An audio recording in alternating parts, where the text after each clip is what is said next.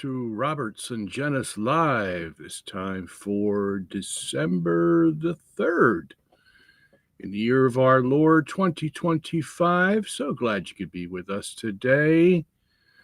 As you know, this program is set aside for you to ask your questions, give your comments on any topic whatsoever. And in my role as host of this program, I will endeavor to answer your questions to the best of my ability, using our Catholic faith, tradition, scripture, the fathers, the medievals, the popes, the councils, the saints, the doctors, the encyclopedias, the catechisms, and just about anything I can find to help you walk away satisfied that your question has indeed been answered. We come to you every Wednesday from 3 to 5 p.m. Eastern Standard Time. And usually at the top of the program, we have some email questions that have been sent in during the week. And I have some from several weeks ago because I haven't been able to get to them. But I'm pedaling as fast as I can over here. And I will do the same today. And so let's get started with some. Oh, yeah, I should give you an update on where we are on things. Yes, I am working on several videos right now. One, I have a new video on Fatima coming out. It's going to be a barn burner. Oh, yes. We're going to tie all the loose ends together and connect all the dots. Yes, that's what we're going to do. It's about an hour and a half long, maybe 2 hours, somewhere around there. And I've been working on that pretty heavily. And then I have some other projects that I have laid aside just to get this one done. We have one on, my conversations with ChatGPT on geocentrism.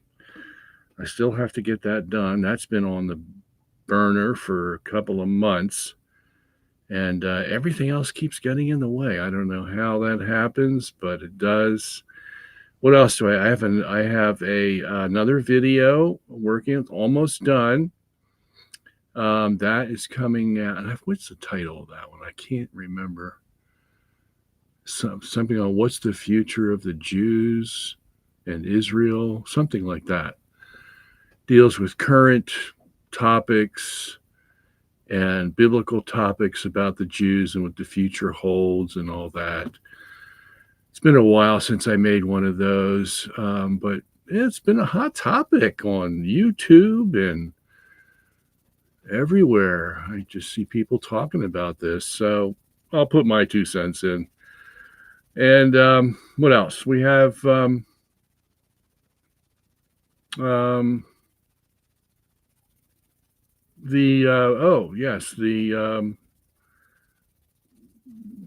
how the world was made in 6 days.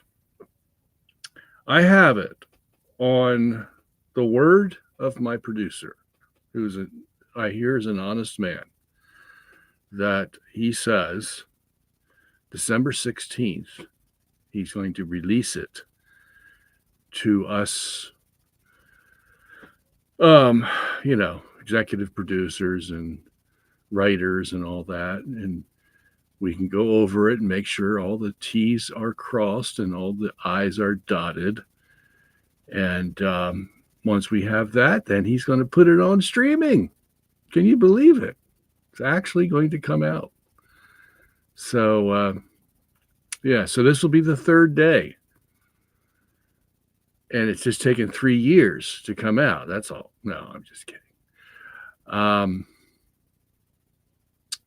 then we gave him the 4th day, the script for the 4th day. He has it in his hands, the producer. So pray for Keith. Keith has had a very tough year. But look, there's no place but up after here, right? Once you have a tough year. So that's what he's looking forward to in 2026. A good year. Right, Keith? All right.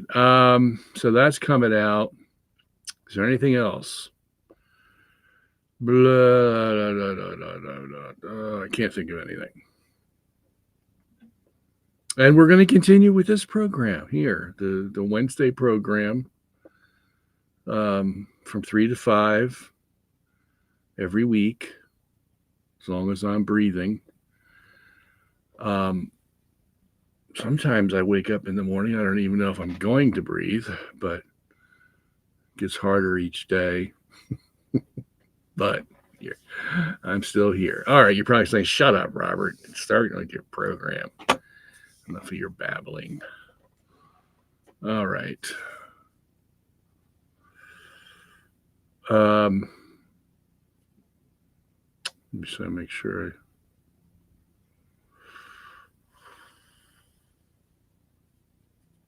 Did I mention the one on Fatima? This is another thing that's happening to me. I forget what I'm talking about. The Fatima video. Yeah, I think I said what I'm supposed to say about that. That's going to come out very shortly. Yes. Yeah.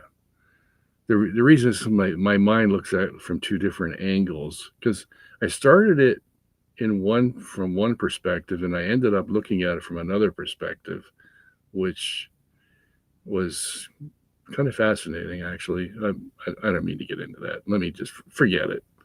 Let me just move on here. All right.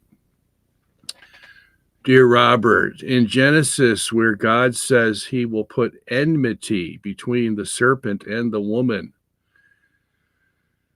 and his seed and her seed, translations differ on the next verse. Some say he, and other translations say she.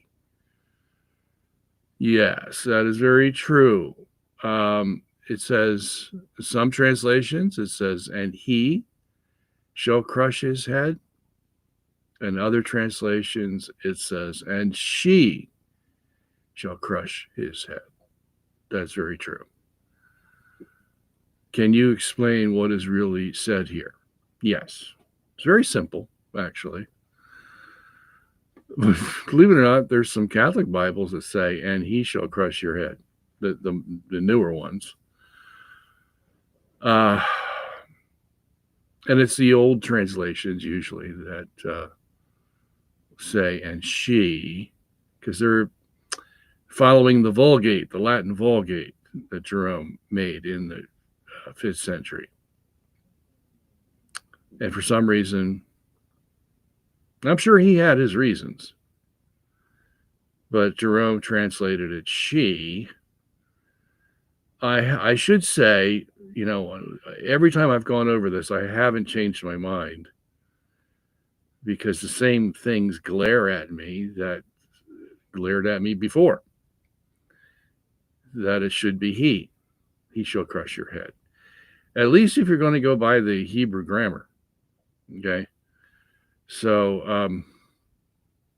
and that's what the Bible was inspired in, Hebrew.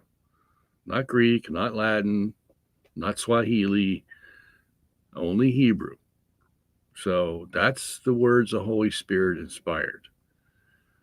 So, for all the good that Jerome did for us, he did make some mistakes here and there. And I run into them every once in a while. But good guy. I mean, he was just very. Hey, I take Jerome over 100 modern Catholics today. That's for sure.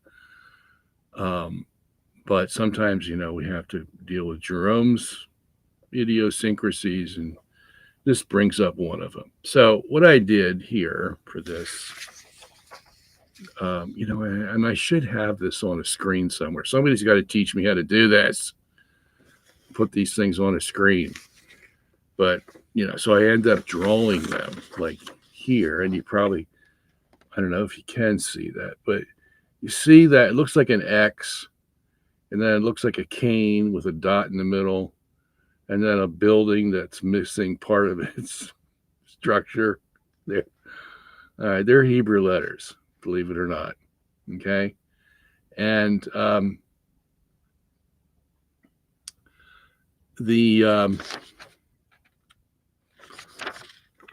sometimes I have to look at it. Okay, so the building with the missing top, that's a hey in Hebrew. Okay, that's the first letter of this he or she thing. The second letter is the cane with the dot in the middle. Okay, that's a who. And then the third letter is a silent letter, but it's still there. It's aleph. That's your A in Hebrew, okay? Like a line, and then there's a squiggly line that goes through it. I didn't draw it right. And that's pronounced he, okay? So, and it gets its H sound from this letter here. That's the H sound. And the who letter, the who sound from this letter here. And then this one's silent, okay? So that's pronounced who. It's not pronounced he. It's he in English, but it's who in Hebrew. And I feel like I'm going to get into a little thing about who's on first here, but I'll try to avoid that as much as possible. All right. Now, then the next word is there. That's she in Hebrew. And see, it's got the same building with the hole in the top.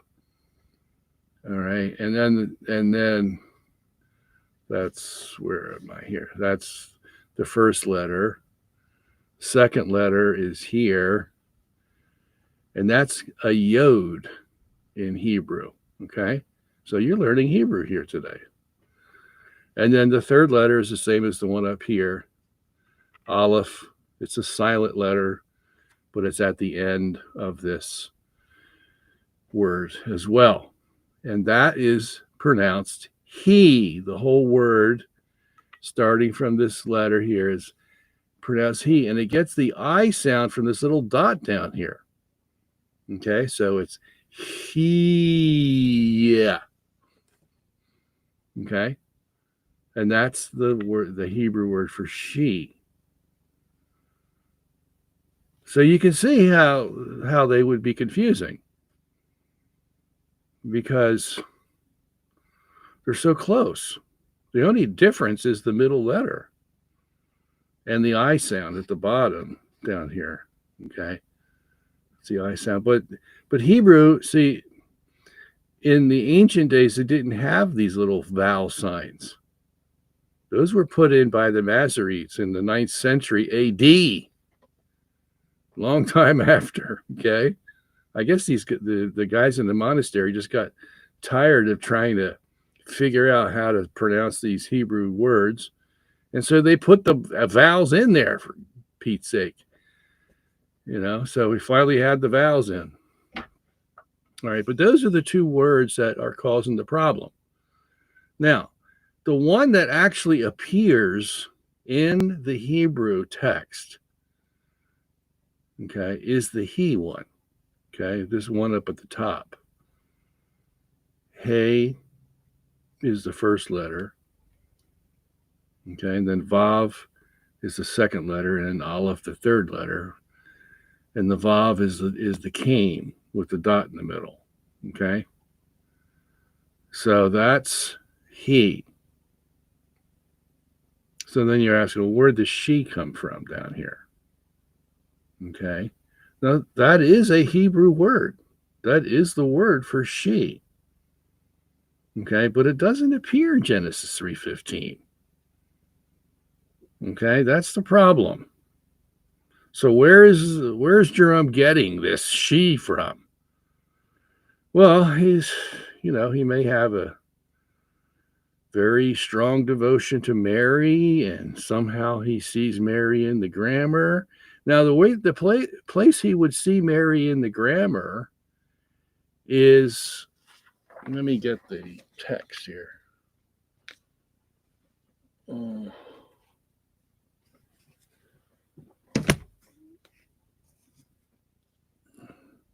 But I don't know.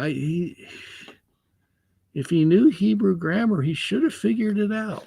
I just have a hard time believing that Jerome would skip over the grammar.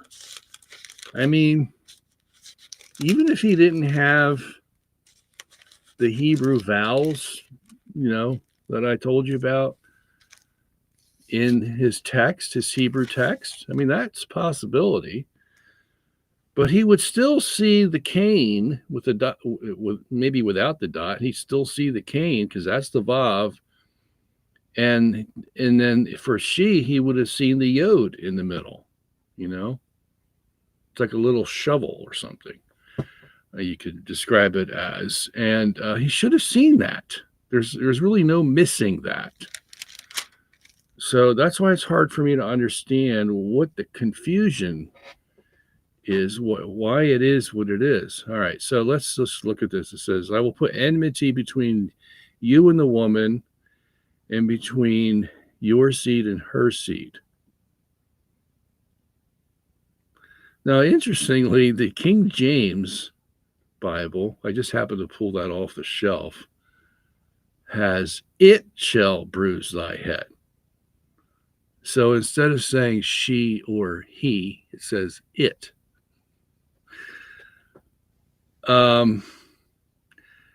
That's remotely possible because the word is a masculine.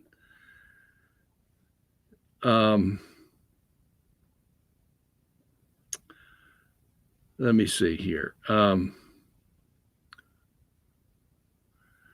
Between your seed and her seed. Now, from that, you would say that your seed is the woman's seed, because it says, I will put enmity between you and the woman, and between your seed and her seed. All right. So that's between the devil and the woman. Okay, that makes sense. So she's in the context. You can't argue with that. All right, but then the next phrase,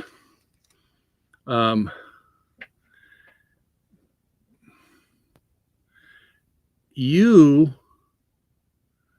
shall bruise his head, and thou shalt bruise his heel. I'm trying to figure out a way to explain this so that we can make the proper distinctions here. Let's just take that last phrase, that you shall bruise his heel. Now, if it was the case that the devil, the Satan, was going to bruise the woman's heel, okay, then you would have had that distinction made. But because you would think if there's going to be enmity between the devil's seed and the woman's seed, that the devil would be coming after the woman, right? That makes logical sense. Maybe that's what Jerome was thinking.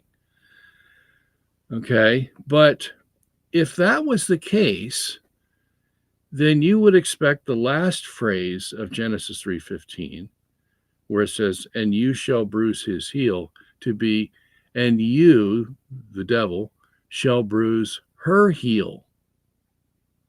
You see, because the devil was coming after her seed. So if you're going to keep the pronouns, then it should be her heel. Because if she is going to crush his head, then he, that is the devil, should be attacking her heel. Okay? That's what the Hebrew grammar would have to have. But it doesn't. Okay, it doesn't. What does it have? It has, and you, the devil, or Satan, shall bruise his heel. Okay? His heel. So how did his heel get in there? Well, it had to be there already. Okay? Because if the devil has to attack his heel in order for his heel to be wounded. It can't be Mary's heel that's wounded, or the woman's heel that's wounded. Because see, then what would happen is you'd have the woman bruising or crushing the head of the woman, but then the serpent attacking the heel of the baby, the male. So you'd have two different things going on there. Okay? The woman is crushing his head, but the devil is attacking his heel, not her heel. But her heel's the one that's on his head. Okay? So that's the problem you get into if you want to make it, she shall crush his head. Because the devil's not crushing her heel. He's crushing the seed's heel, the baby's heel. You say Jesus's heel. And that's what happened. I mean, historically speaking. It was Jesus who suffered on the cross. It was Jesus who the devil attacked to tempt him. You know, it was Jesus all the time that the devil was after. It wasn't after Mary. And that's a good point to make in the New Testament. There's no place in the New Testament that says the devil's attacking Mary. I mean, she's pretty much protected. Once she gives her consent, it's like the devil, the God's in charge, and he's going to make sure that she's protected. You know, they have to leave for Egypt because Herod's chasing the child. And Mary, of course, is the mother, so she's going to take the child with Joseph to Egypt. But she's protected. She's got Joseph to protect her. God's protected. The angels are protecting her. She's never really attacked. So there's never a time where the devil is bruising her heel. Okay? But that sure is the case for Christ, to the point where he dies. He's so bruised. Okay, so you know, and this is what the Hebrew says. It says that the devil will crush his heel. If you look at the two Hebrew words there, there's two of them. One is a verb, which shall be a bruise. But in Hebrew, your verbs can be masculine or feminine. Okay. And then heel can be masculine or feminine. And in this case, Genesis 3:15, they're both masculine. Okay. So the grammar points to it being he. Okay, he. And that's, you know, if you want to look at the exact Hebrew letters, they are what I showed you. Hey, Vav, Aleph.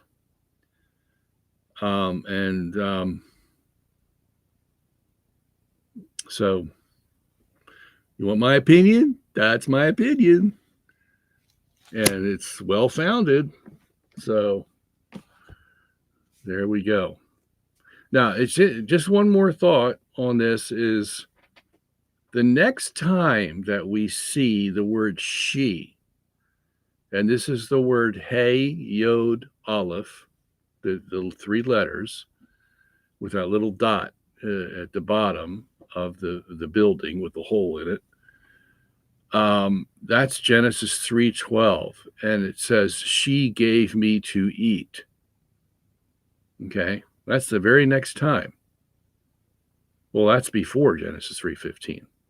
Okay, 3 verses before Genesis 3:15, it says, "She gave me to eat." She did it.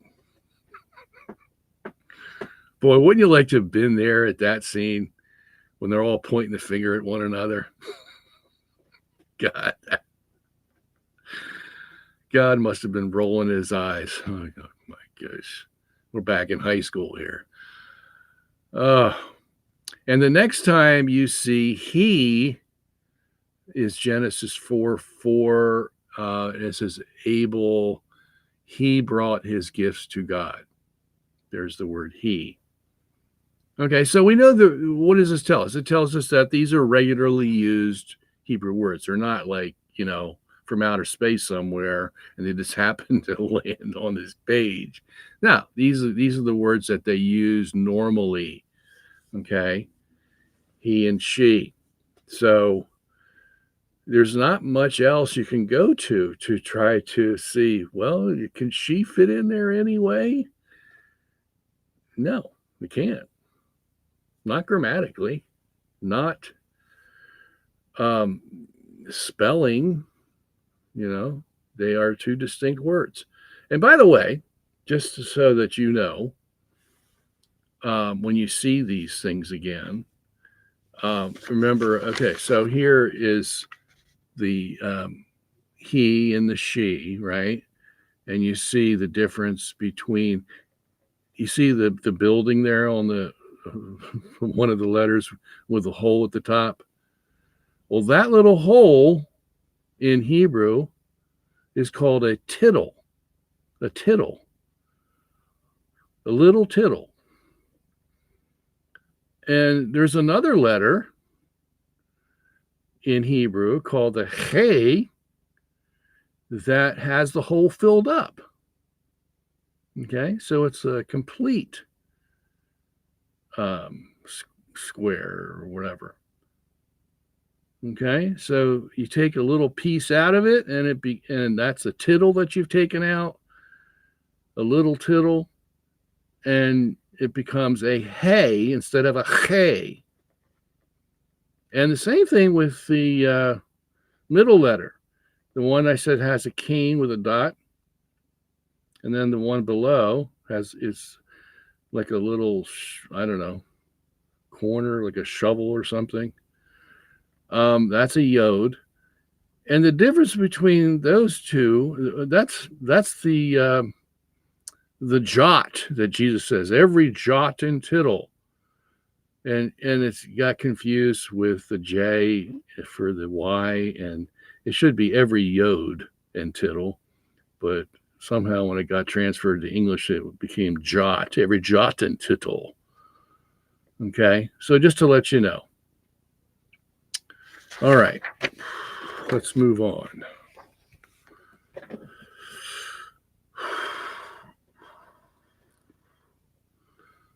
Okay, Robert, my son, who is 39 and a non-Christian, has recently started a sexual relationship with a divorced woman.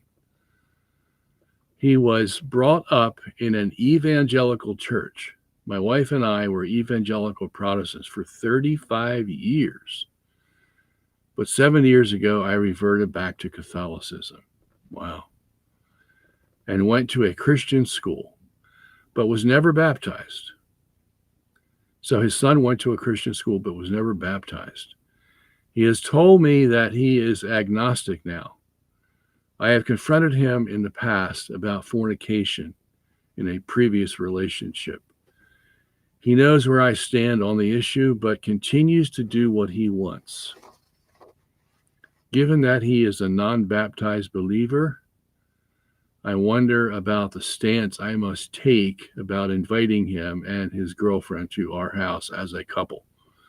My first conviction is to tell him he cannot come with her to my house, but that he can come alone.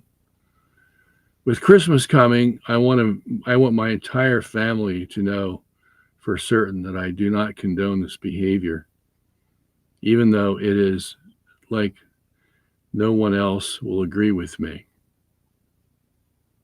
Even though it is like no one else, or that they don't agree with me. I don't know. That's an important distinction. Including my wife and 3 other married children, spouses, and their children. Oh gosh, what a sad.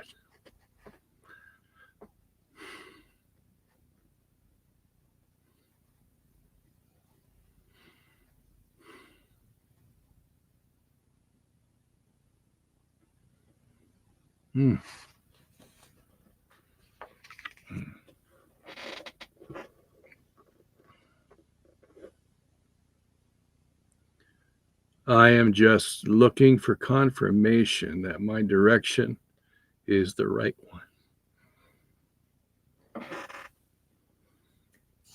Excuse me, folks.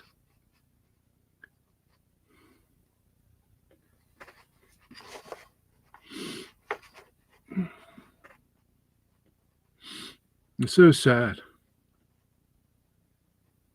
His father.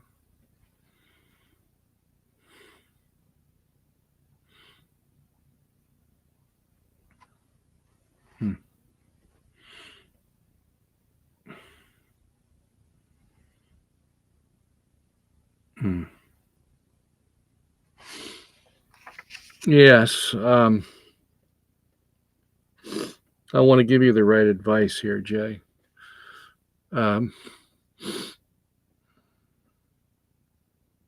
You are making the right decision. I would not let your son over, with or without his wife. Somebody has to tell him that what he's doing is going to end him up in hell. And if it's not you, who is it going to be? That way he has no excuse. He is spitting in God's face right in front of you. That's what he's doing. And he's daring you to say the right words, which are, unless you repent of your sin, I don't ever want to see you again.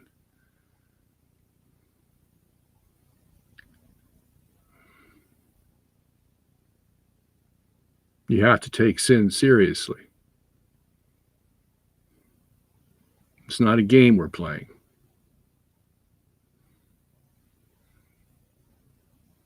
This is for all the marbles, too. There's no second chance you're going to get. If you love your son, Jay, that's what you'll do. If you hate him, then you'll invite him over and have a grand old time. Drink a few beers, watch the game, have a nice turkey dinner, and everybody will forget about it. That's what you're going to do if you hate him. Just the opposite of what the world will think.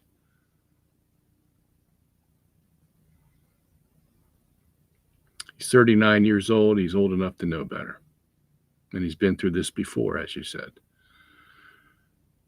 And it's not like he doesn't know what the truth is. He has no excuse. That's my opinion, Jay.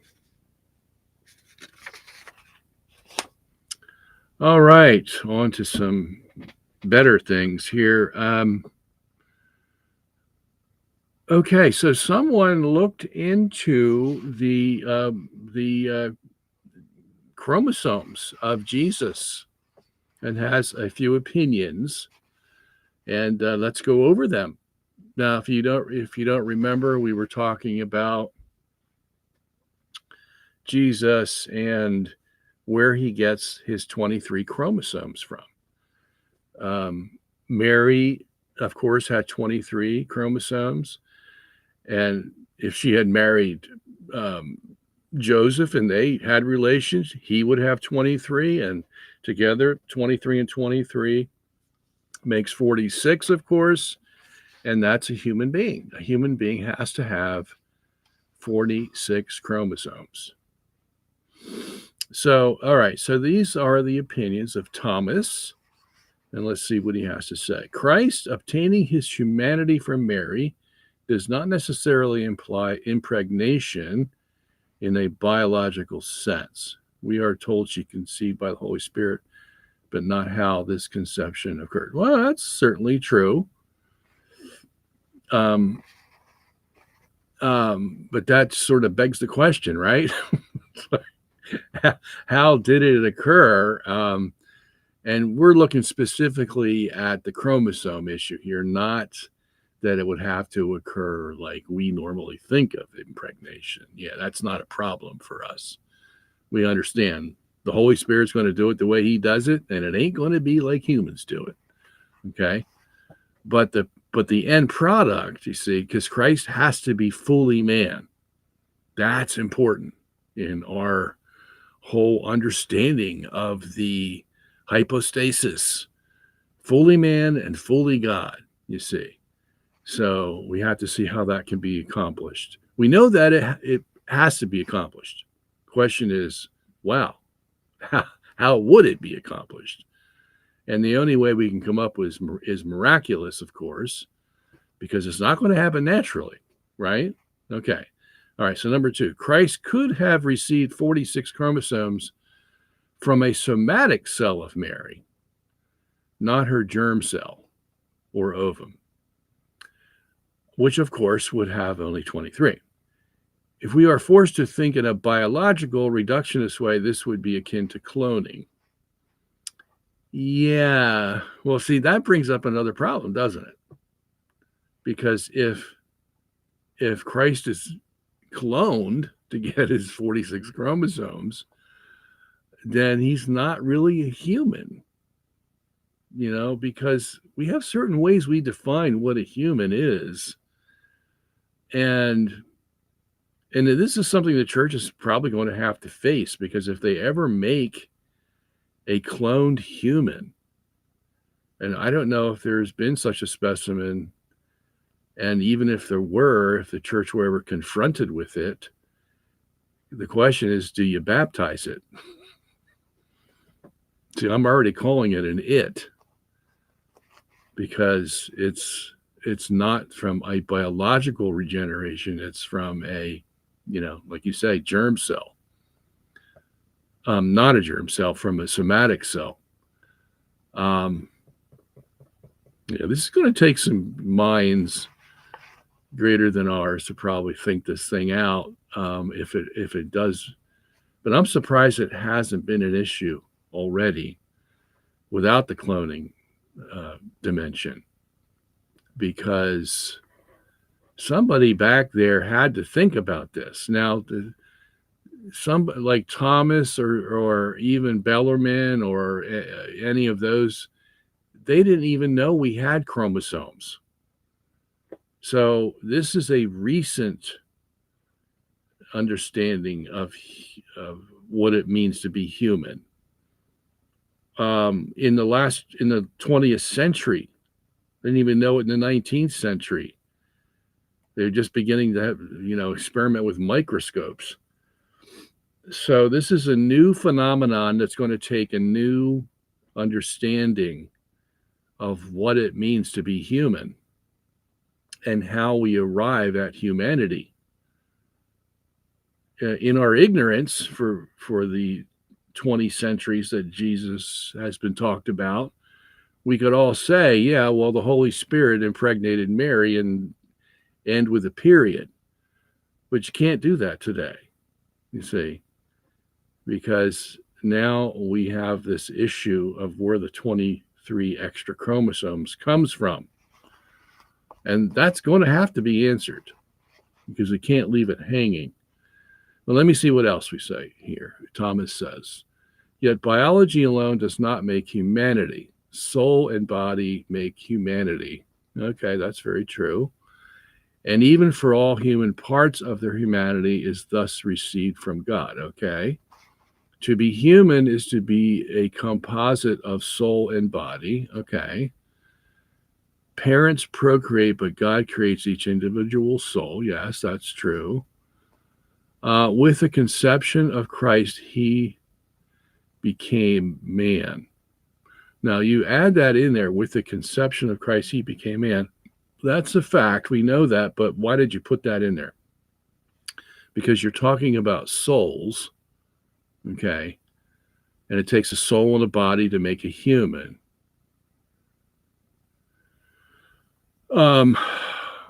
Unless you're saying that with the conception of his chromosomes, he also received a soul. Now, if that's what you're saying, then I can see why you said this and the reason for it. So, and then I see why you say he became man. That makes sense, because he has to have a soul, a human soul. Okay. If we don't know that, we should know it already, that he had a human soul. Okay. A human body and a human soul. And you need the human soul in order to be human. Okay. Now, that has nothing to do with his divine. We're just talking about the human. The human nature had a body and a soul. Okay. Now, as a matter of fact, when we get into the will of Christ, we had a controversy back with Honorius, Pope Honorius. Remember that one? He said that Christ only had one will, the divine will. And that was a heresy. Christ has two wills, two, divine and a human will, just like he has a divine soul and a human soul.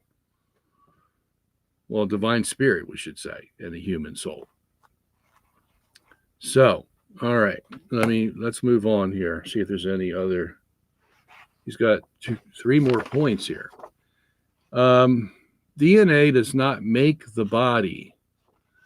Well, it depends on what you mean by make, I think. There, you have make in quotes, so I think you probably see the same thing. At best, it can be thought of as an early organ of the soul. I'm not too sure about that. Because now you are mixing the physical with the spiritual. I mean, if you're going to interpret soul as the spiritual part of a human being, then it cannot be intermixed with the physical. Okay. Now, we can say that the soul resides in the physical body, yes, but it's not part of the physical body. You're going to have to make that distinction. And you try to, ease it through by saying an early organ. It doesn't make any difference. If it's physical, it's physical. DNA is just as physical as my fingernail. Okay. So that distinction has to be maintained. DNA without a soul is inert matter. Well, it means, what do you mean by inert matter? I mean, is that the distinguishing language you want to use? You could say DNA without a soul has no life. Okay. I mean, you can have the deoxyribonucleic acid amino acids, all four of them, just sitting on a shelf. If you want to look at it that way and say there's no life there, and there wouldn't be any life even if they were joined together, because it's like there has to be a whole body that encases all of that DNA in order for it to even function like it's supposed to. And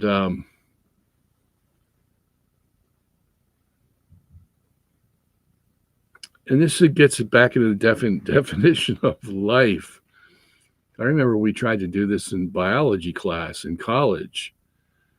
And you began to realize how hard it is to define what life is. You can always talk about adding the soul, and that sort of makes the clincher, the difference. And yes, that's true.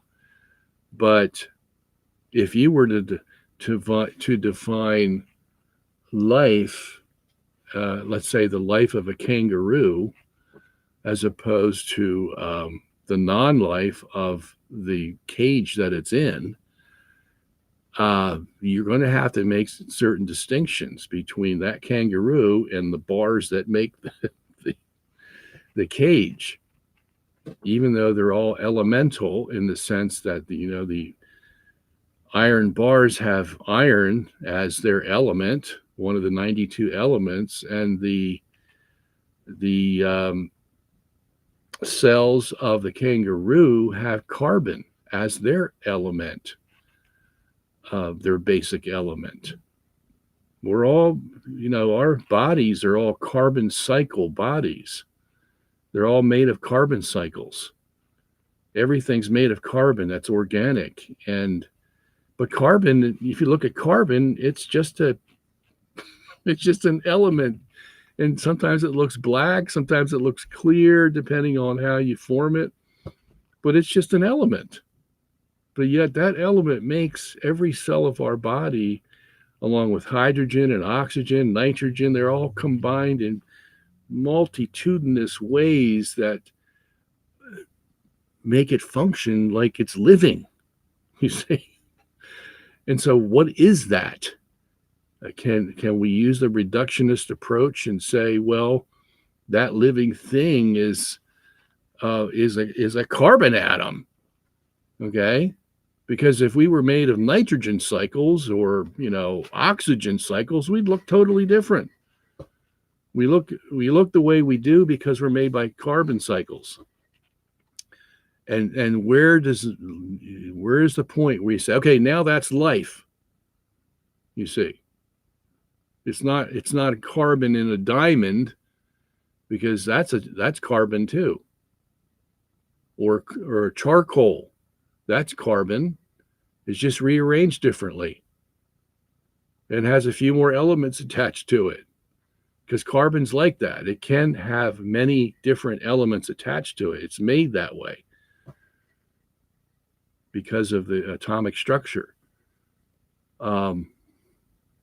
So you see what I'm getting at is when we start dissecting things and saying, well, that's life and that's not life, you got to be real careful.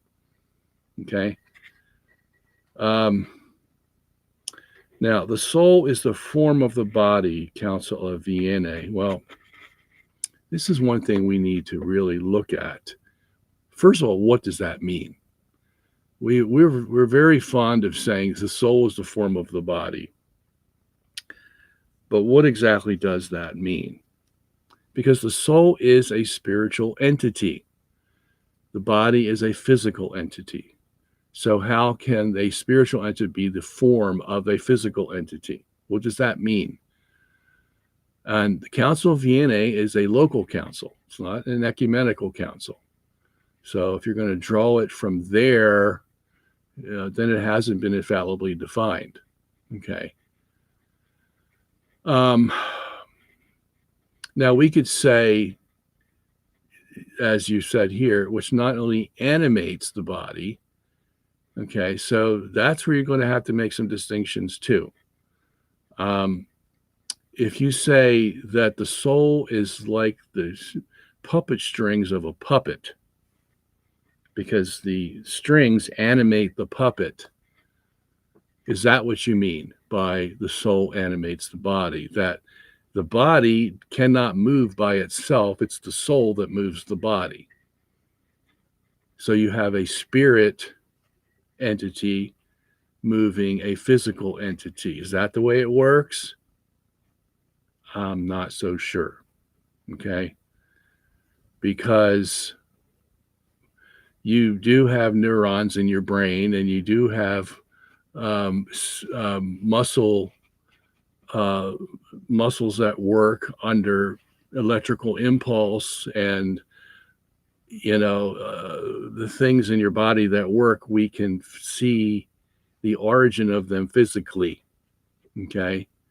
And so if soul is somehow involved in that process, how is it? Nobody's ever really defined that. We've just looked at this on a theological level, but have never looked at it on a practical, physical level. What do we exactly mean when we say the soul animates the body? Okay, these are things that need to be fleshed out a little bit more. I'm not so sure how they relate to the 23 chromosome issue we're having, okay? Because this is an issue of origin. Okay, this is an issue of, where did these 23 chromosomes come from? Were they just sort of zapped into existence miraculously? Or did God take some material and make 23 chromosomes? See, because he can do it either way, as he did in the creation. Some things he made ex nihilo, instantaneously, and some things he took from other things that he already made and made them into something else. When we even see that in the rib that God used to make Eve. I mean, he could have made her instantaneously, ex nihilo, but he took a rib from Adam to make Eve. So we have that, sequence taking place. All right, let's go on. Gender is considered an inseparable accident of the individual man. Is it?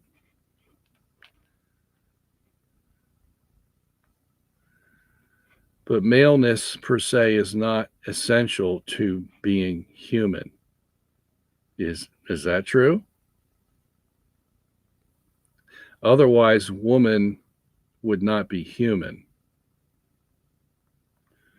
Yeah, if you look at it that way, but you are going to have to be male or female in order to be human. That's what I think we mean when we say gender is an ontological part of being human. We just have two choices, that's all. Okay, because if you say gender is an accident, then you take away from it being a part of being itself. Okay, and that's the question. Can you do that? I would say no. I would say that gender is an ontological part of being human. You just are going to be one or the other. That's all. Which you can't have a human without gender. Which means that you have to decide, well, what is gender? Is it an accident or is it ontological? Okay, so I'm not sure that's going to get us very far. So you conclude, so Christ could have received his humanity from his human soul combined with Mary's material contribution, but his human maleness from God. No, his maleness was already in his divine nature. And then his human nature is also male. Okay, that's the way I would look at it. Because if you say Christ could have received his humanity from his human soul, no. His human soul is a male soul, just like his human body is a male body. You can't get, the maleness from the soul to put into the human body. No, they're both male, and they combine together very well then, because they're both male. All right. So number 6. So we can speculate that God either made all 23 chromosomes of the male contribution miraculously or just a Y chromosome. Yeah, well, why are you going to cut out the other chromosomes though?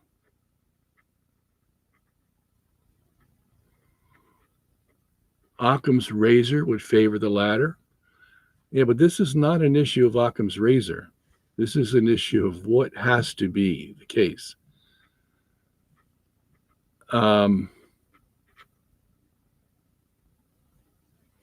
My pious preference is that Christ received most of his genetic profile from his Immaculate Mother. Yeah. Well, so you're making a judgment call there.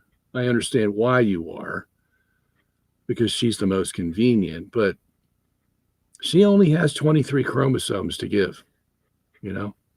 She does not have 45 chromosomes to give.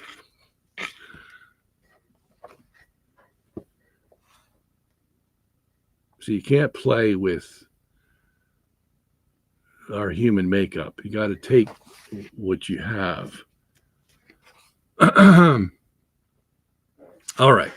So that Thomas will probably write back and say, yeah, but this is the case, that's the case, and let's do it. Let's do it. Let's see how far we can get. All right. Dear Dr. Sungenis, can we pray for non-Christians, like praying that their business may grow? They may find good life, that they may find a good life partner, etc.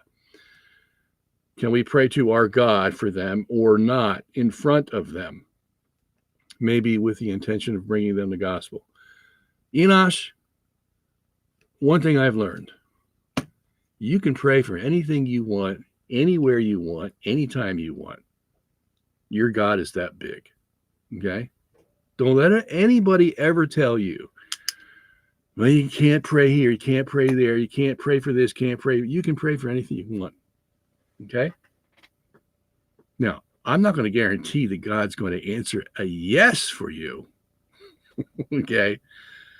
But I do know that God's ears are big enough that he can hear any prayer you want, especially something like this. Because, yes, according to your own words, that's exactly what you're doing. You're bringing the gospel to them in praying for them. You're letting this guy know that there's a God up there that hears human prayers, and he must answer them positively, at least sometimes, because you're still praying to him. Otherwise, you would have given up a long time ago. Okay? So, yes, do that. Make sure you do that to this gentleman and see what happens. I'd like to know what happens. All right. Next. Brother Robert, is God a narcissist? When it's all about him and especially his demand of worship. Sorry if the question seems blasphemous. I have no evil intention. Oh, I understand. This is from Ethan. Ethan is a thinker. Okay. Let's be as fair about this as we possibly can. Okay?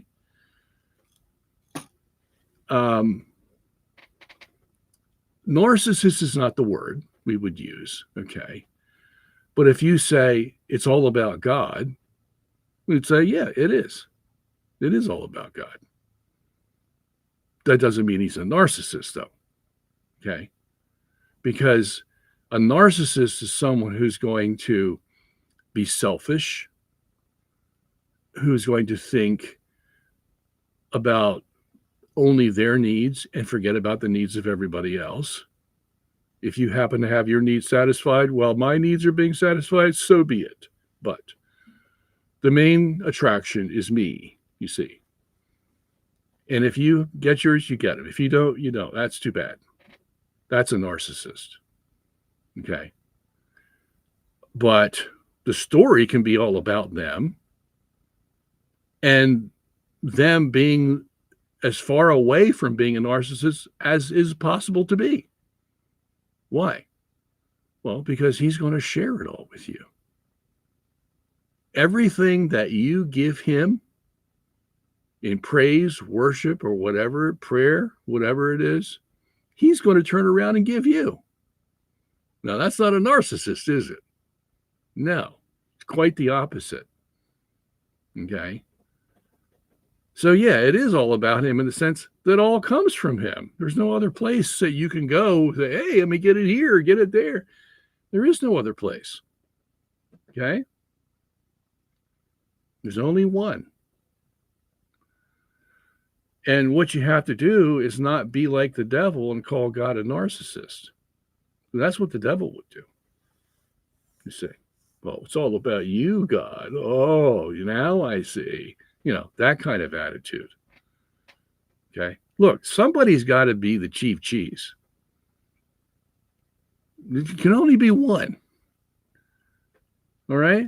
So, it's only logical thinking to realize that somebody's got to be it, and he's going to get all the praise and worship. But that's good. That's good. Because he deserves it. Because he is the only one. Okay? And in doing that, we're just helping ourselves. Because that's the kind of chief cheese he is. He's going to turn right around and show us how loving he is and share with us everything we would want. That's why some of the fathers understood that we are going to be like God. Wow. Imagine that. God sharing with us his divinity in the sense that we're going to be like his divinity? Wow. I'd like to see that one. But he's going to do it. And poor old Adam, this is what the devil tempted him with. God knows when you eat the fruit, you're going to become just like him. And Adam says, hey, that's great, man. I don't have to go through all this, rigmarole here on earth. I could be a God like him, and I could do things my own way. Yeah, how tempting was that? Okay. The other thing is, God is going to do whatever it takes to get us there. You're not going to find any narcissists doing that. Okay. God knows that the only way that we're going to be able to have salvation is if some man comes and makes the sacrifice to appease God's wrath and preserve his honor. And it just happens to be him, by the way. And that's it. There can be no other way that it could happen. Okay. So here we preserve the greatness of God. At the same time, he saves us. Wow, who could think of that? Only God could think of that. How to do that satisfactorily. Okay, so, and the other thing is, sometimes you often hear, some people have posed this to me, says, what am I doing here? I hate this world. I didn't ask to be here. It's not right for God to force me to live here. If I had my druthers, I would not want to live here. I wouldn't even want to exist if I have to go through this. Okay. And in a sense, we can agree with them. You have a point. Okay. You were put here. You weren't asked to say, hey, God didn't show you a movie of all that was going to take place and say, now, do you want to go there? And, give you a choice. As absurd as that is, I know it's absurd, but it's just a hypothetical kind of thing. If I'm going to try to answer the question, I have to think of a hypothetical scene that I could put them in where they could say, yeah, that's it. God didn't show me a movie, how it's going to be. And therefore I have no, reason. I have no basis upon which to choose all that. And, you can just draw it out. And, so basically, if you want to look at it in practical terms like that, you could say, look, God is saying to you, okay, you didn't decide to come here. I put you here. And then I gave you all these commands.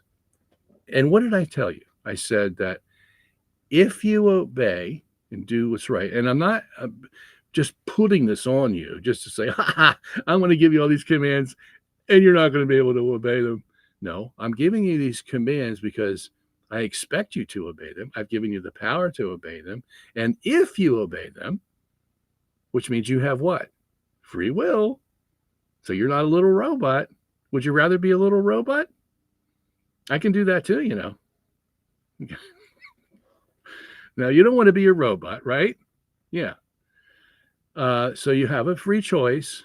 And if you do what I tell you to do, and I'm only telling you to do it because it's the best thing that you should do, then I'm going to reward you and I'm going to make you just like me. How's that? How's that for an incentive? You can become just like me and live for eternity. Wow. And never have a pain, a sorrow, a cry, a disease. No, everything's going to be perfect, absolutely perfect for all eternity. How's that for an incentive? Okay. And are you going to say no? The likelihood that you would say no to that, you know, I mean, talking about God giving you a choice based on what your knowledge of the future is, the likelihood of you saying no to that would be pretty small.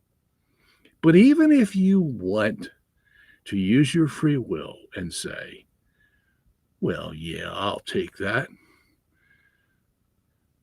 You know, I'll take that. And I'm sorry, I just don't want to be here. I don't want to be with you. I don't care what incentive you give me.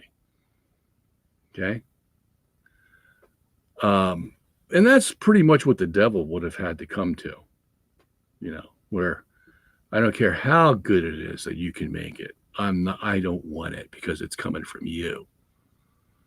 You say, then there's something else going on. There's something else going on in that being's being that can't be tamed. That can't be tamed. You see. And so he makes his choice.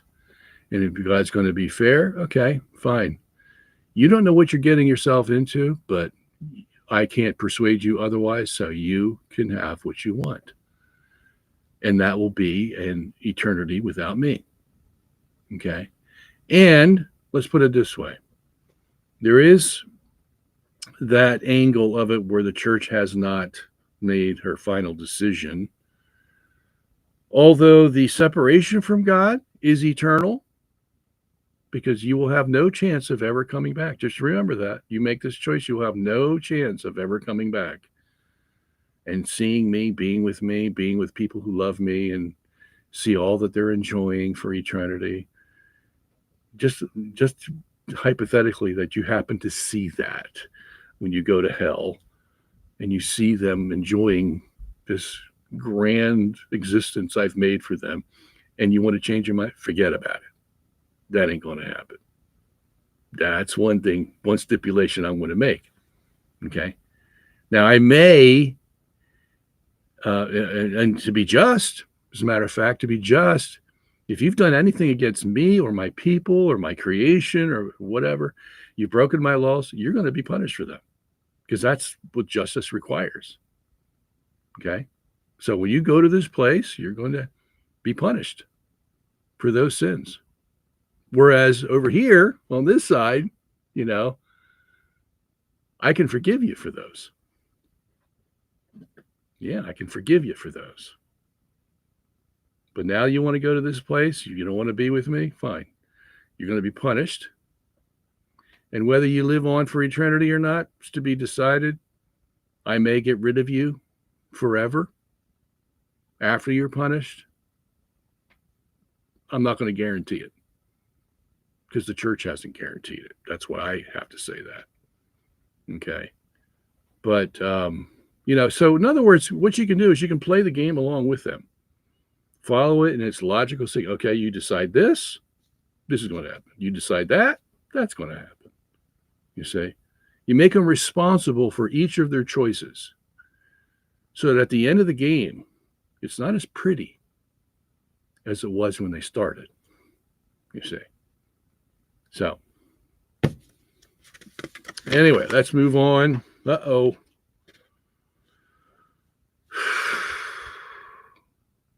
All right, 2 more questions, and then we'll go to the... Yeah, I've got 2 more questions. And then we'll go to the chats. Have you guys been chatting today? Oh, yes, you've been chatting. All right. All right. Hi, Robert. Why did God turn Lot's wife into a pillar of salt? What exactly was that pillar? And has that pillar been found? No, hasn't been found. That's one thing you can guarantee they will never find, a pillar of salt, because it's all crumbled and dissolved into the ground, I'm sure. Okay, so why? Yeah, that's a fascinating question. I would say that considering our bodies, okay, are 92% water. Isn't that amazing? 92% water.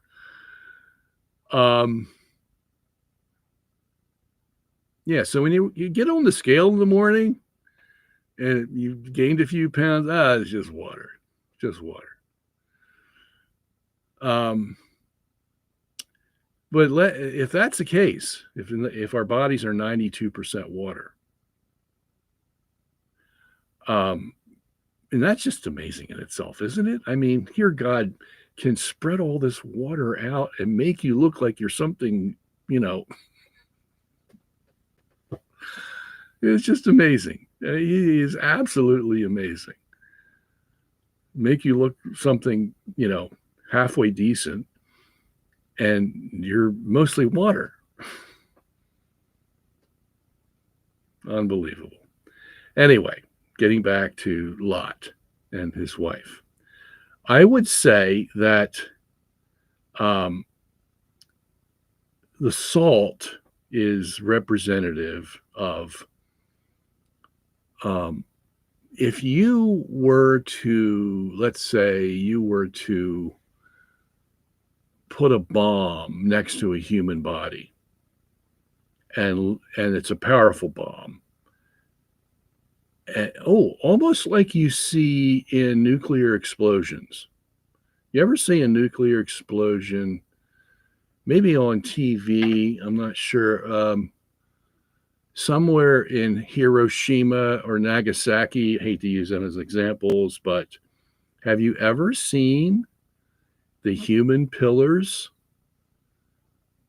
that were standing in the aftermath of Hiroshima or Nagasaki? They were like human figures.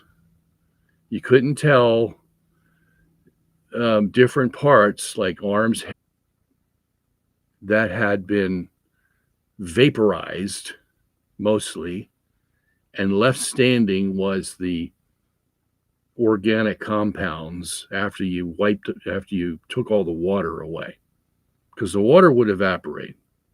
92% of you would evaporate, and you would be left with a pillar, just like Genesis says. It's not a human form. It's a pillar. And you know what a pillar is. It doesn't have any, dimensions other than the fact that it's tall, and it may have a few edges here or there, but that's it. Okay, that's what Lot looked like. Lot's wife looked like. She didn't look like a human being. Where you could see the eyes and the nose and the mouth. No, that would all be gone, because all you would have left is the organic compounds that can stay stable for what? I don't know, an hour, a day, before they started crumbling themselves. Okay. So now that has its own message, which is if you get caught turning around and wishing you had never left, you will be vaporized. And the telltale sign of that will be you in your chemical essence. Salt. Now, it doesn't mean table salt. Okay. It can, you can have lithium salts or potassium salts or sodium salts or any of the first periodic row of the periodic table. There's a lot of different salts, okay? And we have quite a few of them in us. But that's what it would be made of, as if it was just blown away. So, in other words, God's saying, don't get caught wishing you had returned, because I will just blow you away in a second. And all will be left is your essence. And everybody will see it. You see, actually, they wouldn't see it because they have to turn around to see it, huh? So, but that's the warning. And what does Jesus say in Luke 17:20? He says, when the Son of Man comes, don't go down from your roof and grab your things and think you're going to go on a vacation somewhere. Okay, this is it. This is the last day. Okay. When there's two in the field, one is taken, the other's left. Don't go wanting to go back into the house and get your things. This is it. It's over. Okay. And if you're not ready, you're going to show yourself just to be just like Lot's wife. And it's going to be proven by you turning into your chemical essence, so to speak. All right. Hi, Dr. Sanjanis. Could you please elaborate what exactly is original sin in light of Psalm 51, verse 5 and Psalm 58, verse 3? All right. Psalm 51, verse 5 says, I was born in sin. David says, I was born in sin. And Psalm 58, verse 3 says, the wicked are estranged from the womb. They go astray as soon as they be born, speaking lies. Wow, that's pretty tough, huh? What is original? Well, that's why they do that. That's why David says he's born in sin, because he inherits original sin from Adam. And that's why babies go astray as soon as they be born, speaking lies. I have often thought about that, where like my baby is crying for mommy, and he doesn't really want mommy, maybe because she was just there like 15 minutes ago, but he wants her to come because he wants to control things. Is that how bad it is? As soon as they're born, they want to control the scene and get mommy over here. What's she doing? She's got a job to do now. That's take care of me. So come over here. And that's a lie, because he doesn't really need her. He just wants to control her. Is that when it starts? Wow. Well, that's what Psalm 58, verse 3 and 4 says. That's when it starts, right there. He may not be speaking English, but he's speaking things that we can understand coming from a mind that's corrupt. Wow. Okay. He says, and will you please create a video and upload it on your YouTube explaining the gospel message? Because I've heard many people preach contradictory gospels. So it will be a good source for anyone to know the truth. Oh, well, thank you so much there, Rahul. Now, what there's a interview I did with a Protestant guy named Michael Horton, probably about 15 years ago or more. And it was only like 25 minutes. And he asked me bang, bang, bang, bang, bang, bang, bang questions about Catholic justification, Catholic salvation, purgatory, everything. You just try to fit it all in there. Justification in the sense of, using the Greek words dikaiosune or dikaio. And I thought I did one of the better jobs that I've ever done in such a short time under such great pressure. And I would direct you to that.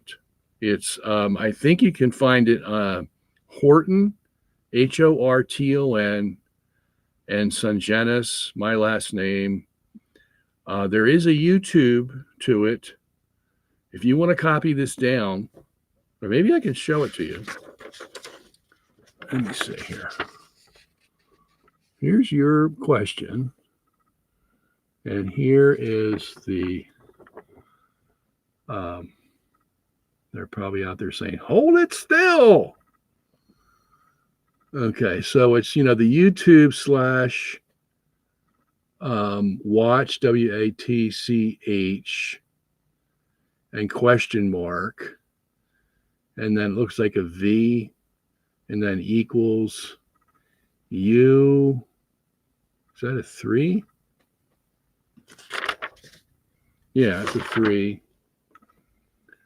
H, capital J, 2, 3, capital B, Z, 7, small j, and that should be an O, not a 0. It should be an O.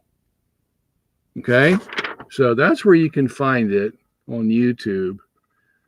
That's what I would use.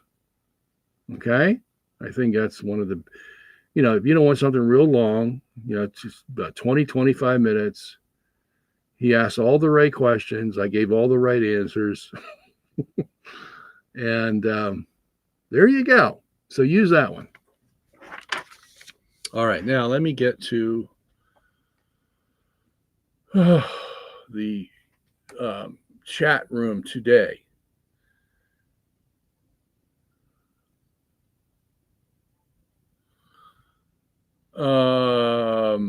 Question, Dr. Sungenis, would it be true to posit that God harvested some, hold on here. Where did that go? Uh-oh.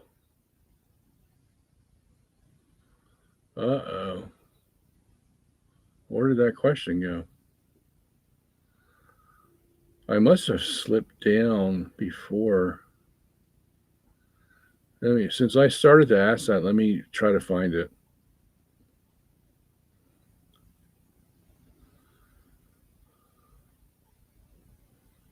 All right, here it is. Dr. Sungenis, would it be correct to propose that God harvested some of Adam's DNA to make the woman? We don't know. Okay. Because you would, in taking the rib from Eve, that begs the question as to what God's going to get from the rib. Okay.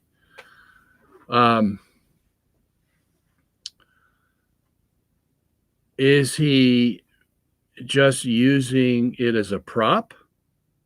Now, he could do that.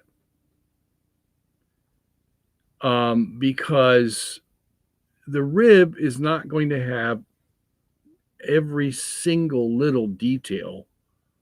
Like there's no hair in the rib, right?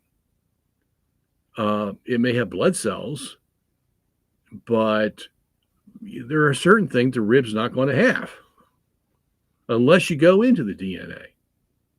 Each cell in that rib, of red blood cell in that rib, because ribs make blood cells. Now, I think my friend here, though, was telling me that red blood cells don't have DNA. That I didn't check out before. All right. So that's another question we have to answer. But the question is, would the rib have everything that God would need to make from the rib have the essential ingredients that he needs to make an ex nihilo creation. You see, because there's two ways a guy could do it. And there's two different Hebrew words that he uses in Genesis 1 to explain this. One is bara, which that's the word that's used in the first verse, where it says, in the beginning, God created the heavens and the earth. That word created is bara, okay? Then there's another word that God uses in Genesis 1 that's not bara, it's asah. And that's used when God is making something from something he already made. Okay? As a matter of fact, the sun is said to be asad from the light. Interesting, huh? As are the stars. Okay? Another time asah is used is when God makes clothes for Adam and Eve after they've sinned. And that means there was an animal that was alive and now it's dead, and God used its skin. That's why asah is used. So it's making one thing from another. And there it's like sewing things together, not even, making Eve from a rib, which is quite different. So we really don't know the answer to that question. Did God bara it or asah it? The important thing is that he took it from a rib, because he wants to show that that Eve is integral part of Adam. So much so that God took her from Adam and created her. That's the important thing to know. Okay. How God did it in this case, I don't think is really that important, but nothing is not important. Okay. It's all important. But it's just, if we were to set up a hierarchy of truth here, what would we say? Okay. All right. Let me move on. I have to go up to the beginning questions. Okay. I'm going to try to get through these as fast as I can. Dear Robert, do you worry about the fact that fringe cults like gropers and orthobro hijack both our church's identities and inject to them racism, Nazism, and xenophobia, which your Pope condemned? Not sure what your question is. Do I worry about it? No, I can tell you that for sure. I don't worry about it. Gropers, I've heard that term. I'm not sure. I forget what it applies to. Orthobro, I mean, gosh. No, it sounds like I should have heard of that one, but I haven't heard of that one. Hijack both our church's identities. Well, this is what the world's going to do. Okay. They're going to redefine our life as Christians into their categories. Racism, Nazism, xenophobia. They'll come up with a dozen more. Okay. They think they've hijacked them, and into a sense they have. Okay. Because we all our lives overlap, whether we like it or not. Religious or non-religious, we overlap. And we're going to have to talk to each other. Okay. And some of us are going to want to win the conversation. So we invent terms that categorize the most people so that we can identify them. And that's how we think things out. We identify them and putting names on their little groups. And the more people we can get into a group, the more we can control them, you see. That's the way life is. Never stops. Keeps on going that way. So, yeah, they win the war to that extent, but the essence of it, they don't change. It's always the same. That's why Christianity is always the same for 2,000 years. And all these little groups in their societies come and go. Mostly go. Okay? So don't worry about it. Nothing to worry about. I know you got the catechism changed over an issue with something regarding the Jews. Can you refresh my memory, please? Yeah, Bozo. It's his name, Bozo. Yeah, that was the 2006 United States Catechism for Adults. On page 131, has a sentence and it says, "Thus the Mosaic covenant is eternal for the Jews, lasts for eternity." And here I thought that the New Testament said that the Mosaic covenant was replaced by the new covenant in Jesus Christ. Man, eternity? So there's something got to be wrong with that, right? Okay, yeah. So that's the guilty sentence. So I wrote to the USCCB back in 2007 and told them, get that sentence out of there, because that's heresy, brother. That's heresy. And the president wrote back and said, well, we were given a recognition by the Vatican to put that sentence in there. A recognition for the whole catechism. So take your beef up with the Vatican. Oh, okay. So that's what I did. I wrote to the Vatican under orders from my bishop, and the CDF there, the prefect for the CDF was Cardinal Leveda. He's dead now. And Leveda had his secretary write back to me and said, he will take my advice under advisement. And I was happy to hear that. And I hadn't heard anything for a while. And then about a year later, the USCCB had a executive session to vote on whether that sentence that I had repeated for you is going to remain in the catechism or not. That sentence was that the Mosaic covenant is eternally valid for the Jews. And you understand why this is important, because yes, what I was saying was the New Testament teaches quite explicitly that the Mosaic covenant was born with Moses and died with Jesus.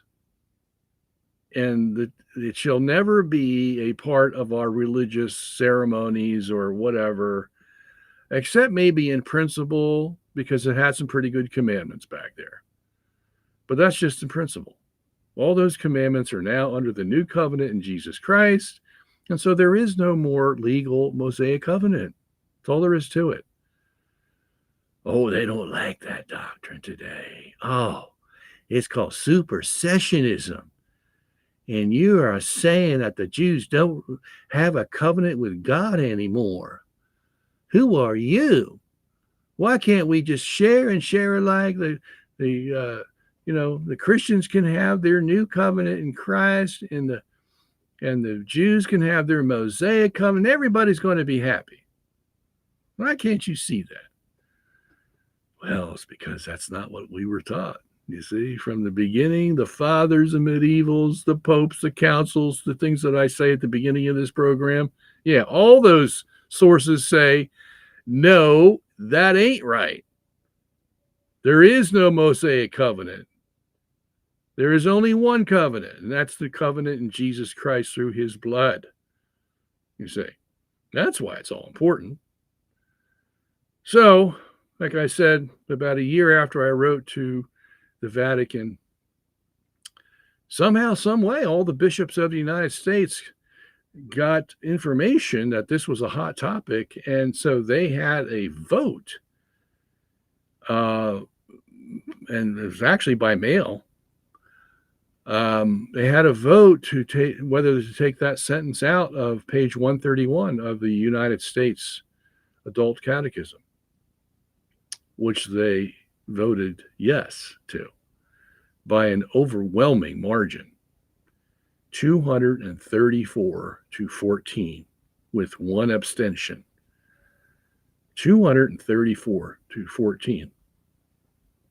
And I had never had a prouder moment for my bishops at large as that. And that was how many years ago? Almost 20 years ago. And so the bishops voted to take the sentence out, which they did, but the ones in charge took their time and they took it out in 2019. So if you go get to the second edition of the Adult Catechism, you will see on page 131 that sentence is missing. And in 2009, after the bishops voted to take the sentence out, the Vatican gave them a recognition, just like they had done for the first catechism. They gave them a recognition for the new change that was going to be on page 131. So it went as high as the Vatican.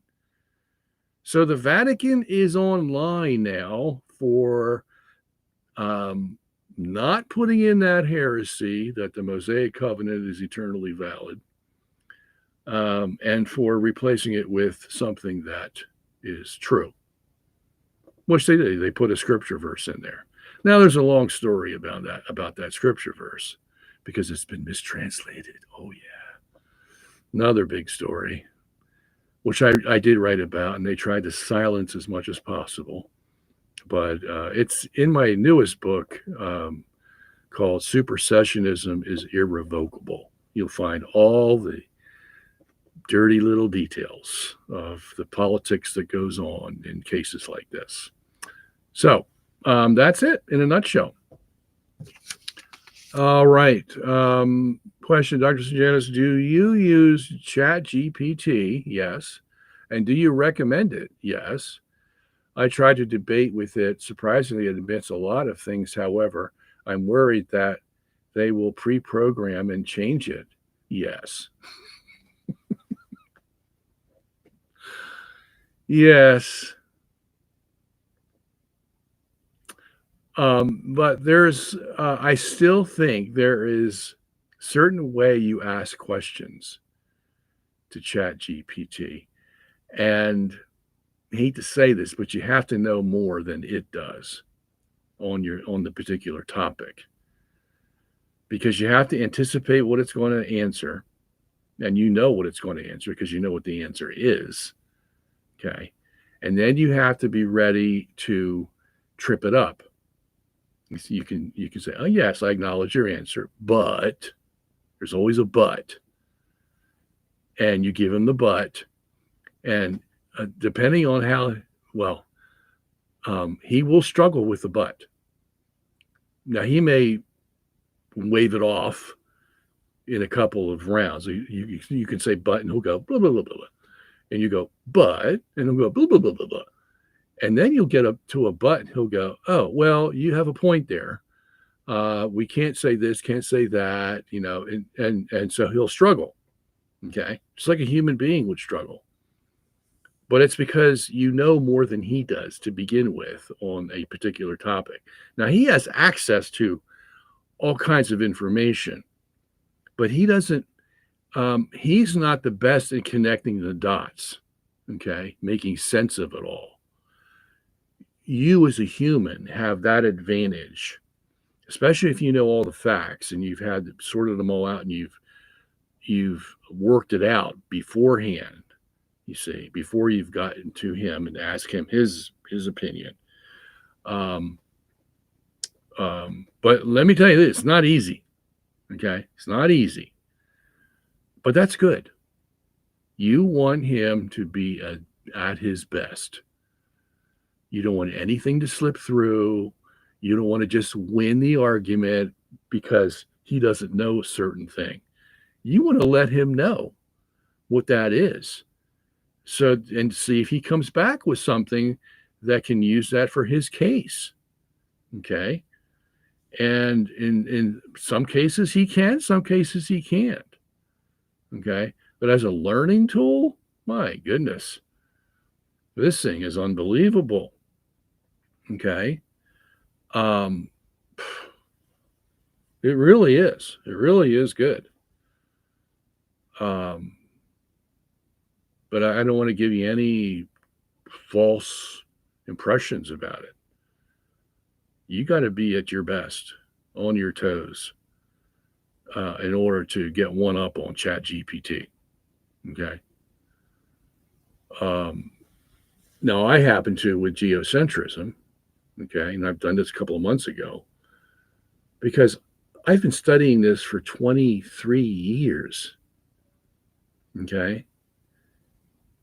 And though ChatGPT can hit all the sources it needs to in a split second, it hasn't thought it out like I've thought it out, you see. And so I can trap it. I can say, hey, you're forgetting this. And as a matter of fact, sometimes the way, and this is one thing you really have to be careful of. Let's say you're in a conversation with chat and you get the best of him, okay? And you get him to admit things that it wouldn't normally admit, or you know things that you need to bring to the surface because you know chat's not going to bring them to the surface. Why? Because chat is programmed to give the most conventional, popular, positive answer that it can every time you talk to it. Okay?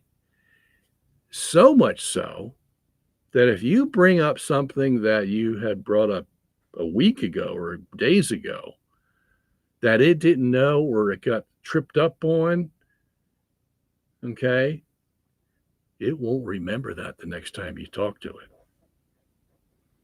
No, it'll pretend like it never happened. Yeah. This is uncanny.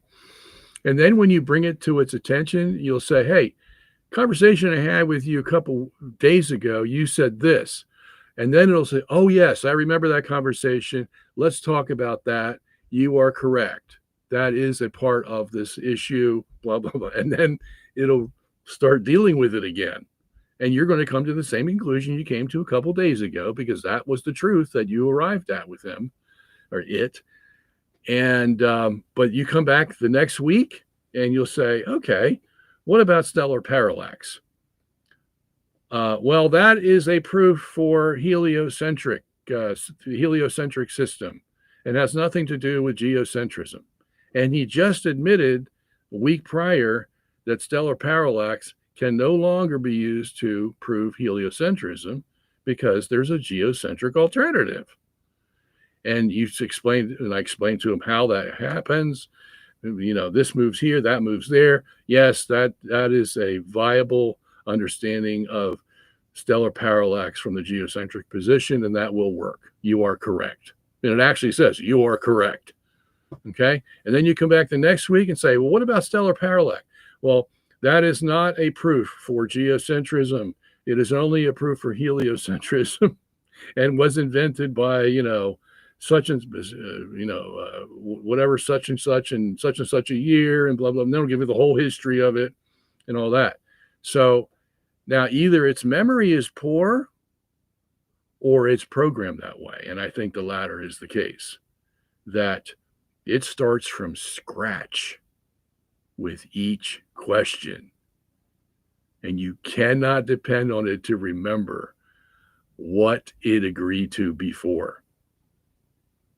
Okay.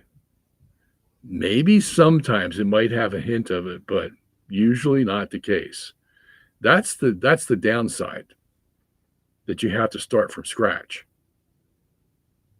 Because that's the way it appeals to most people in the world.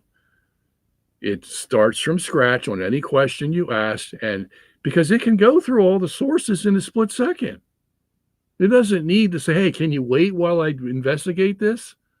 No, it's got it in 5 seconds. And sometimes it'll have up there thought for, 20 seconds or thought for 30 seconds. And then it spills out, 50 pages of stuff. Yeah, okay. You thought for 30 seconds, you came up with that. Not 50 pages, probably 10.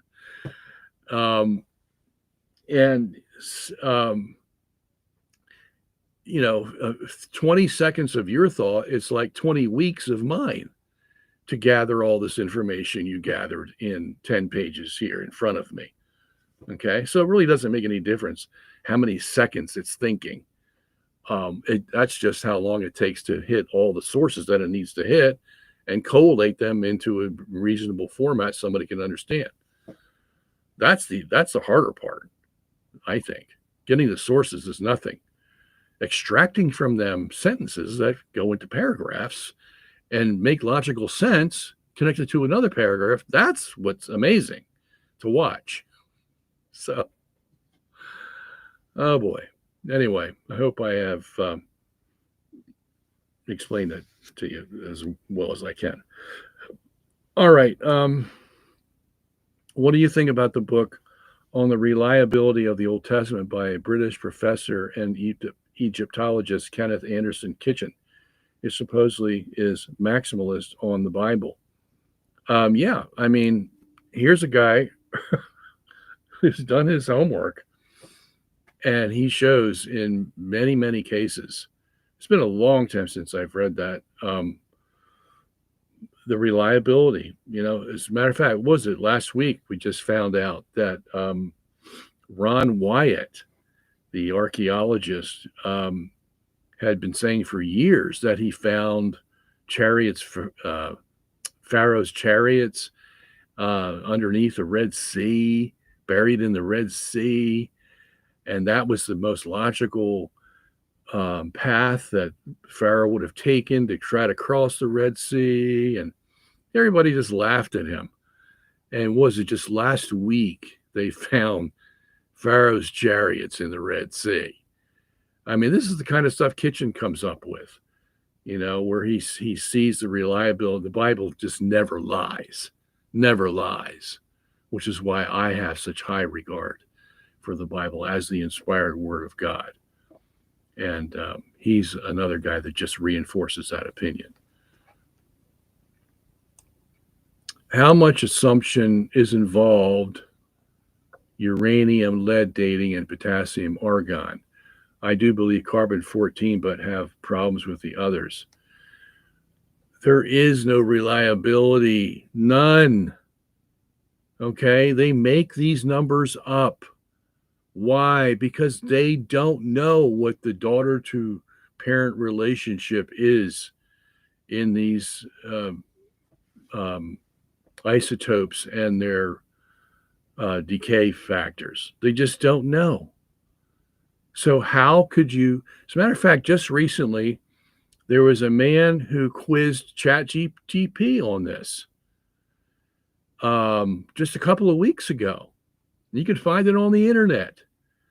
And he asked ChatGPT these questions, or I don't know if it was Grok or ChatGPT, and said, considering that you don't know the daughter-to-parent relationship of any of these isotope decays that are used, how reliable is this method? Not reliable. In every instance, he asked it. Well, there's uranium, lead, or potassium argon, or whatever. Okay. Even carbon-14. I don't know if he got to carbon-14 or not. But in any of these others, he went right down the line. You got to find that. I forget what the guy's name is. But just say scientist talks to ChatGPT about radioactive decay. Okay. And it may come up for you. But you want to know how much assumption? Yeah, a lot of assumption. Okay. And then another big question he asked it was, considering that you will have contamination in the specimen, how reliable are these tests? Not reliable. I mean, I was just astounded watching it. And I think this is Creationist defeats. I just don't remember. I should have copied it down. But you can find it. You look for it, you find it. What are your thoughts on the papal bull of extermination against the Waldensians? How should we reconcile this? Well, they were in a time where everybody's coming against the papacy. Okay? That's why you have specific mention of the Jews, heretics, Muslims, all in these papal bulls around, 13, 14, 1500s, because everybody started feeling their oats after the first millennium and making money and trying to basically subdue the Catholic Church, because they were very powerful in the first millennium, very powerful in the second, and the world was growing. Columbus is discovering America, and Leif Erikson was discovering the North, and Ponce de Leon, and everybody, the world was becoming very big. But the Catholic Church was still the same size back there in Rome. Okay? And so everybody starts feeling their oats. And so the church starts laying down laws. Okay?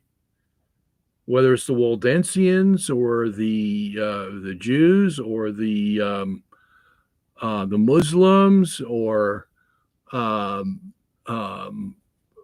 Hussites or whoever it is, they have to start naming denominations, because now they're spreading everywhere, and telling them, no, you are not Christianity. We are Christianity. We always have been. We always will be.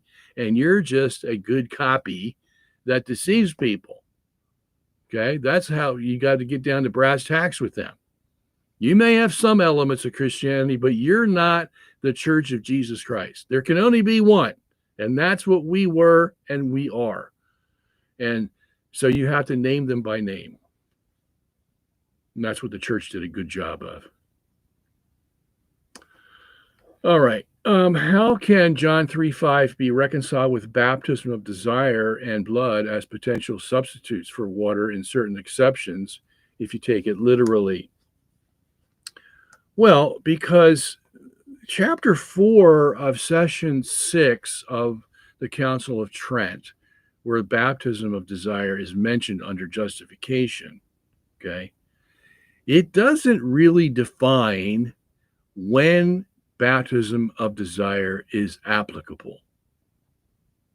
Now, some read it in the catechumen context, and they say it's only applicable to catechumens who really want to become Christians, baptized Christians, but they haven't yet. So what if a catechumen dies? Well, at least he desired. And so that's sufficient for justification. I don't think that's what it's saying. I really don't. Okay. The reason why is because of other contexts where baptism of desire is mentioned. It's mentioned 2 other times under the auspices of confession, that if you wanted to confess a mortal sin, but you couldn't, but you desired to, you are cleansed of that sin. You don't actually have to be in the confessional and receive actual absolution. That absolution is implied in the desire for the sacrament. So here we see the it's not just baptism of desire, it's a desire to be cleansed of sin. Because baptism cleanses you of original sin, confession cleanses you of mortal sin. So all the sins are covered just by the mere desire. Now, of course, God's going to be the judge of whether you really desired it or not. Okay, so nobody's going to be getting away with anything. We don't have to worry about that angle. Okay, all we have to do is look, that desire is mentioned. It's not applied specifically to just one case, and all the others are, obliterated. No, it just doesn't do that. It just says of justification or the desire thereof. That's what it says. So that can be applied. Now, granted, that's going to create a lot of discussion. Well, who just doesn't apply to? Okay. And the liberals, of course, are going to try to, to apply it to everybody. And whether that's going to be true or not, only the church can decide that. So the church has double duty here. The church has to define what desire applies to. And only when we have that definitive decision can we legally or legitimately proclaim it. Until then, we have this hanging little thread that needs to be tidied up a little bit. Okay. What I'm trying to do here is say, well, you can't say it applies just to catechumens because that's not what the church says. It may have applied them to catechumens right away, but that doesn't mean it just applies to catechumens. The church herself has to answer this question, and that's what it's there for. Okay. Oh, it's 5 o'clock. And I haven't even gotten halfway down the list yet. All right, what I'm going to do, since I'm a little tired, and I have to go somewhere tonight, so I want to copy these questions. I want to look them over.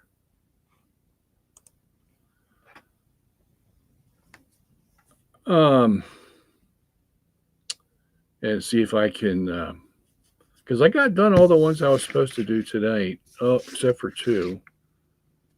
And that goes to Giuliano.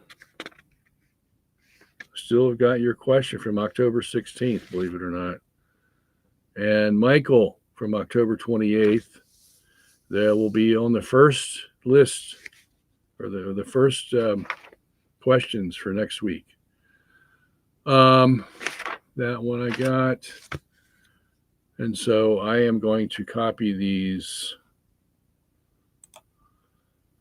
Oh, let me do that right here. And just let me say goodbye while, let me say goodbye until next week. We'll see you then. And as I always ask, please pray for me and I will pray for you. And I'm just making sure I got all your questions. Okay, got them all. So we'll see you next time. That will be the 10th of December. We'll see you then. God be with you all. Thank you for being with me today. I'm happy to answer all your questions.